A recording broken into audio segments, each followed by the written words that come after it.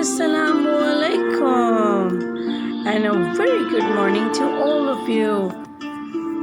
Here is your storyteller, Miss Ikra, back with a new story. Let's see, what story are we going to read today? Well, the name of the story is The Railway Children. In the story, we have 5 chapters altogether. So we'll be reading half of it first and then the other half chapters in the other lesson. So let's begin the story. Chapter 1, Change.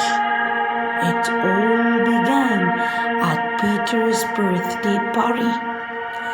The servants were just bringing out the birthday cake when the doorbell clanged sharply. "Bother!"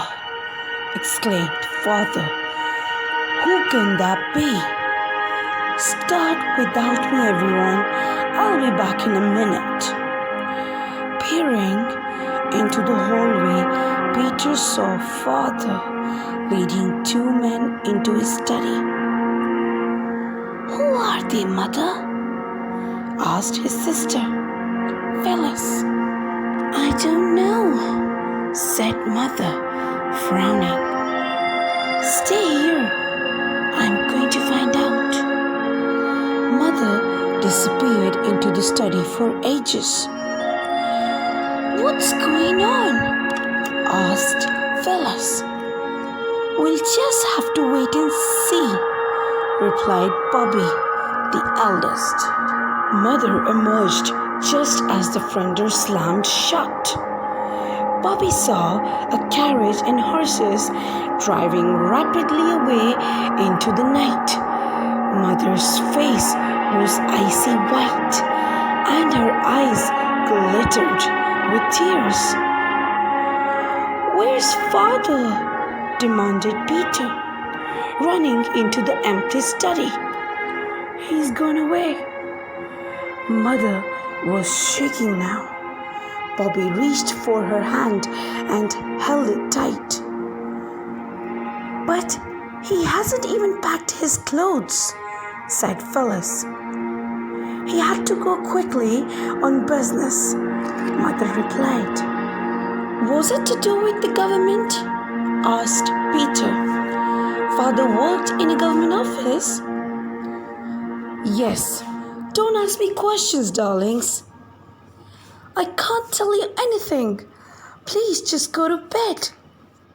Upstairs, the children tried endlessly to work out where Father had gone. The next few days was just as strange.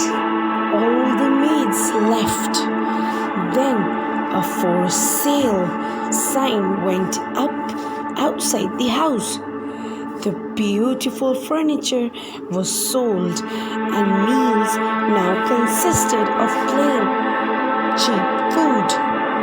Mother was hardly ever at home. "What's happening?" asked Peter finally. "Please tell us." "We've got to play at being poor for a bit," Mother replied. "We're going to leave London and live far away in the countryside. Father is going to be away for some time," she went on. "But everything will come right in the end. I promise." Chapter 2, A Coal Thief. After a long journey, they arrived at the new house. Late at night, Mother rushed around, digging sheets out of suitcase. The next day, Bobby, Peter, and Phyllis woke early to explore. They raced outside until they came to a red brick bridge. Suddenly, there was a shriek and a snort, and a train shot out from under the bridge. "It's exactly like a dragon," Peter shouted above the noise. "Did you feel the hot air coming from its breath?" Perhaps it's going to London, Phyllis yelled. Father might still be there, shrieked Bobby. If it's a magic dragon, it'll send our love to Father. Let's wave. They pulled out their handkerchiefs and waved them in the breeze.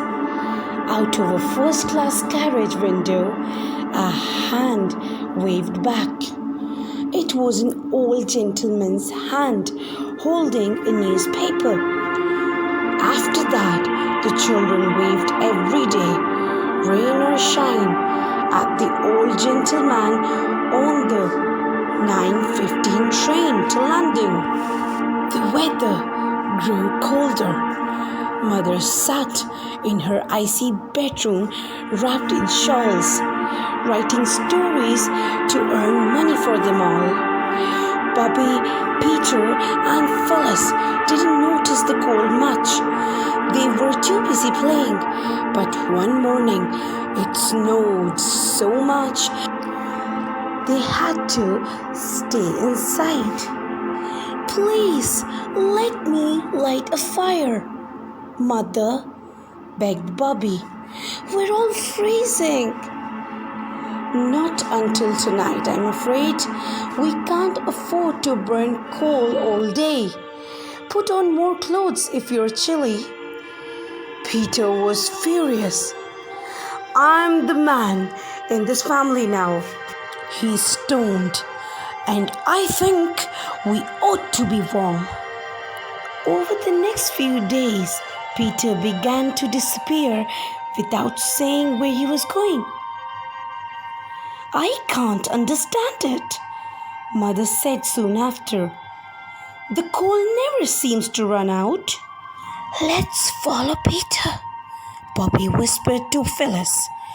I'm sure he's up to something. They trailed him all the way to the station and watched him pile a cart with coal from a huge heap. Then suddenly Peter screamed, "Ah!" A hand had shot out of the darkness and grabbed him by the shoulder. It was Mr. Perks, the station master. Do you know stealing is wrong? He shouted. Wasn't stealing, I was mining for treasure, sulked Peter. That treasure belongs to the railway, young man, not you. He shouldn't have done it, Mr. Perks, said Bobby, shocked. But he was only trying to help Mother. He's really sorry, aren't you, Peter? She gave him a kick and Peter muttered an apology. Accepted, said Perks, but don't do it again. I hate being poor, grumbled Peter, kicking the cobbles on their way home. And Mother deserves better than this. Soon after, Mother got very sick. Bobby didn't know how they were going to pay for her medicines until she had a brilliant idea. She wrote a letter to the old gentleman on the 9:15 train to London and asked Mr. Perks to give it to him. Dear Mister, we don't know your name. Mother is sick and we can't afford the things the doctor says she needs. This is the list. Medicine, port wine, fruit, soda water. I don't know who else to ask. Father will pay you back when he comes home, or I will when I grow up. Bobby. Please give them to Mr. Perks, the station master, and Pete will fetch them. The very next day, a huge hamper appeared, filled with medicines, as well as red roses, chocolates, and lavender perfume. A week later, Bobby, Peter, and Phyllis made a banner and waved it at the 9:15 train. It said, "Thank you, she is much better." But Mother was furious when she found out. You must never ask strangers for things, she raged. Bobby was nearly in tears. I didn't mean to be naughty.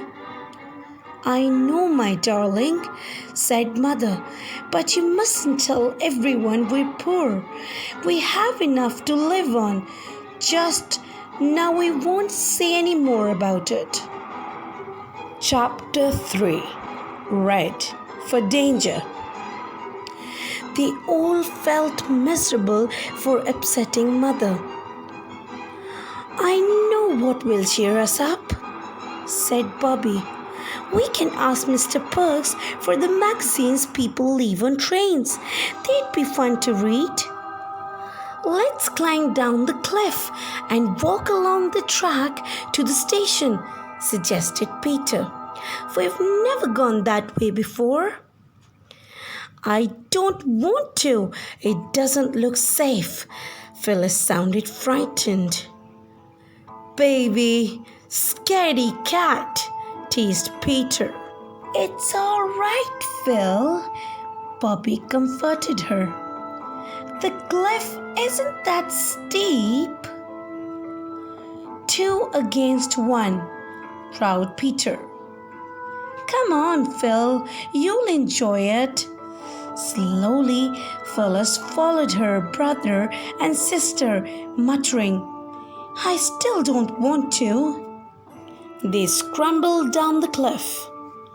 Phyllis tumbled down the last bit where the steps had crumbled away and tore her dress. Now her red petticoat flapped through the tear as she walked. There, she announced. I told you this would be horrible. And it is. No, it isn't, disagreed Peter. What's that noise? Asked Bobby suddenly. A strange sound like far-off thunder began and stopped. Then it started again, getting louder and more rumbling. Well, what happens next? Students, you have to join me in the next lesson to find out. I know it will be really difficult for you to wait, but we will read the other half of the story in the next lesson. But don't worry, it's gonna be fun waiting together. So, keep reading, keep enjoying, and I will see you again in the other lesson. Allah Hafiz.